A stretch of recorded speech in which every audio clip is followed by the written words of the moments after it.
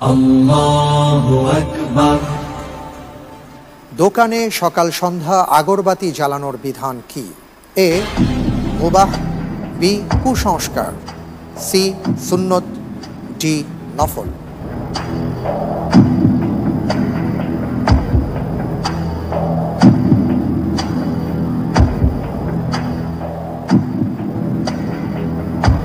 বিসমিল্লাহির রহমানির রহিম। এই প্রশ্নের উত্তরের জন্য আমি এ অপশনটি বেছে নিচ্ছি। সকাল সন্ধ্যা আগরবাতি জ্বালানো, এ মানে হচ্ছে মুবাহ আপনি বলতে চাচ্ছেন। আমি কি লক করে দিব? তাড়াতাড়ি বলতে হবে, সময় নেই, সময় নেই। এ বি বি বি বেছে নিচ্ছি। আপনি এ থেকে বিতে আসলেন কেন? এখানে একটি শর্ত আছে, সেটা হলো সকাল সন্ধ্যা। মৌলিকভাবে সুগন্ধি জ্বালানো এটা শরীয়তে জায়েজ আছে, মুবাহ, কিন্তু সকাল সন্ধ্যা এই শর্তটির জন্য আমি কেউ যদি এটা মনে করে যে সকাল সন্ধ্যাই করতে হবে, তো এই শর্তটির জন্য আমি কুসংস্কার বা বি, তখন এটা বেদাত হয়ে যেতে পারে, এই জন্য আমি বি বেছে নিয়েছি। প্রথম প্রশ্ন ছিল আজকের পর্বের, এবং প্রথম প্রশ্নটি খুবই গুরুত্বপূর্ণ ছিল। আপনি প্রথমে এ পছন্দ করে আবার বিতে চলে আসলেন। আমি দেখতে পাচ্ছি আপনি যে উত্তরটি দিয়েছেন আপনার উত্তরটি সঠিক হয়েছে, আলহামদুলিল্লাহ।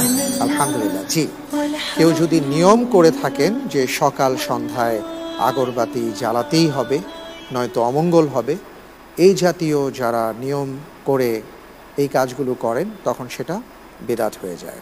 জাযাকাল্লাহ, অসাধারণ। আমরা পরের প্রশ্নে যাব ইনশাআল্লাহ তাআলা। ইনশাআল্লাহ তাআলা। পরের প্রশ্নে যাবার আগে আমি শেখ আহমদুল্লাহ হাফিজাহুল্লাহ আপনার কাছে আসছি।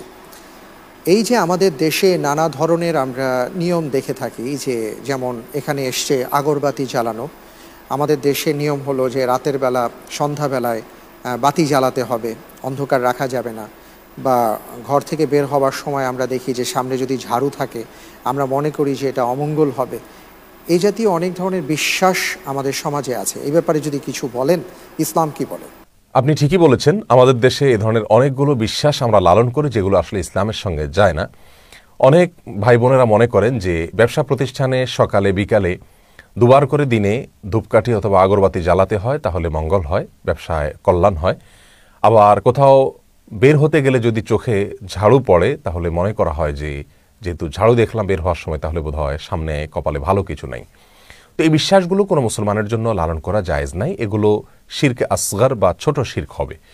একজন মুসলিম মনে করবে কল্যাণ এবং অকল্যাণ সম্পূর্ণ আল্লাহ সুবহানাহু ওয়া তাআলার পক্ষ থেকে নির্ধারিত হয়। কোনো কিছু দেখা না দেখার সঙ্গে জ্বালানো বা না জ্বালানোর সাথে কল্যাণ বা অকল্যাণের কোনো প্রকার সম্পর্ক থাকতে পারে না।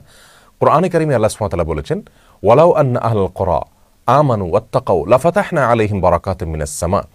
অর্থাৎ যদি কোনো জনপদবাসী, কোনো স্থানের লোকজন, তারা যদি ঈমান আনে এবং তাকওয়া অবলম্বন করে, আল্লাহ সুবহানাহু ওয়া তাআলার ওয়াদা হলো আমি তাদের জন্য বারাকাতের সমস্ত দ্বারসমূহকে উন্মোচন করে দেব।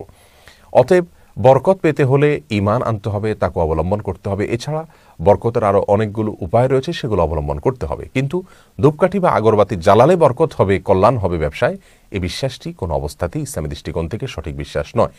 তবে হ্যাঁ, কেউ যদি সুগন্ধির জন্য এগুলো ব্যবহার করেন, তাহলে সেটা ভিন্ন কথা। কারণ নবী আলাইহিস সালাতু ওয়াস সালাম সুগন্ধি পছন্দ করতেন, আর সুগন্ধি আমাদের মানব মস্তিষ্কের জন্য উপকারী। যার কারণে কেউ যদি সুগন্ধি ব্যবহার করার জন্য এগুলোকে ব্যবহার করে, সেটা ভিন্ন কথা। যদিও আগরবাতির ক্ষেত্রে নির্দিষ্ট করে বলতে পারি যে এটার যে ধোঁয়া, সেটা মানুষের শ্বাসকষ্টের কারণ হতে পারে এবং আরও স্বাস্থ্যগত কিছু সমস্যা দেখা যেতে পারে বলে অনেক স্বাস্থ্য বিশেষজ্ঞগণ বলেছেন। অতএব সেটি স্বাস্থ্য বিশেষজ্ঞগণ দেখবেন। তবে আমরা শুধু এটুকু বলবো যে সুগন্ধির জন্য কেউ যদি এগুলো ব্যবহার করেন, চন্দন কাঠ ইত্যাদি জ্বালালেন, যেগুলোর ধোঁয়া স্বাস্থ্যের জন্য খুব বেশি ক্ষতিকর নয়, অতিরিক্ত ধোঁয়াও হয় না, সেগুলো ভিন্ন কথা।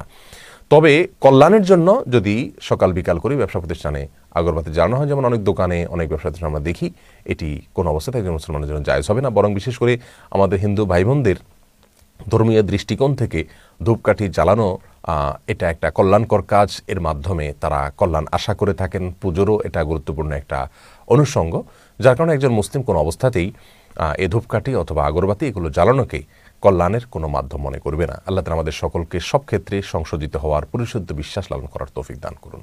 আপনাকে অনেক অনেক ধন্যবাদ। অত্যন্ত গুরুত্বপূর্ণ কিছু কথা আপনি বলেছেন।